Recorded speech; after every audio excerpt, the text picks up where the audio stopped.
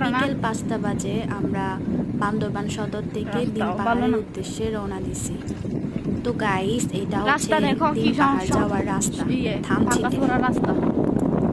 আমরা থানচি সদর থেকে দিন পাহাড়ের উদ্দেশ্যে রওনা দিলাম। এগুলো হচ্ছে আশেপাশের এলাকা, চারিদিকে পাহাড়, পাহাড়ের মাঝখানে সরু রাস্তা। আপনারা অবশ্যই ঘুরতে যাবেন একবার। আমরা যখন গেছি তখন ট্রাভেলারদের এন্ট্রি করা বন্ধ ছিল, তো আমরা লোকাল লোক ছিল দেখে থানচিতে আমরা যেতে পারছি। আপনারা যদি পাহাড়ি রাস্তা উপভোগ করতে চান তাহলে একবার অবশ্যই বান্দরবানে ঘুরতে যাবেন।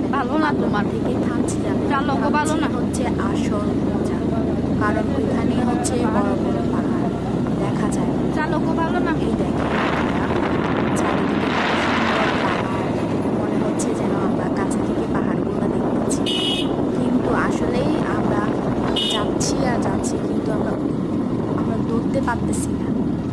সানসেট থেকে শুরু করে সানরাইজ পর্যন্ত সব কিছুই আপনারা উপভোগ করতে পারবেন বান্দরবানের থানচিতে গেলে।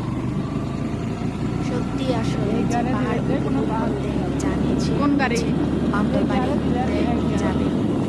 এই দেখেন চারপাশে জঙ্গল,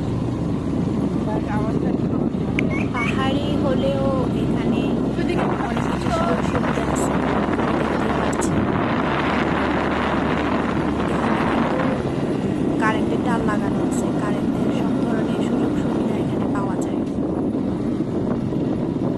পাহাড়গুলো হয়তো এখানে বোঝা যাচ্ছে না, কিন্তু আসলে বাস্তবে যদি দেখেন তাহলে বোঝা যাবে যে কতটুকু সরু রাস্তা দিয়ে আমরা গেছি। ঢালু পাহাড়, আর উঠতে হয় আর নামতে হয়, আর কাছে থেকে দেখা যায় যে পাহাড়গুলো মনে হচ্ছে যেন ছুবো ছুবো, কিন্তু ছোঁয়া যায় না এরকম। আপনার দেখলে মনে হবে এই ধরতেছি কিন্তু হাঁটতেছি, কিন্তু পৌঁছাচ্ছি না এমন অবস্থা।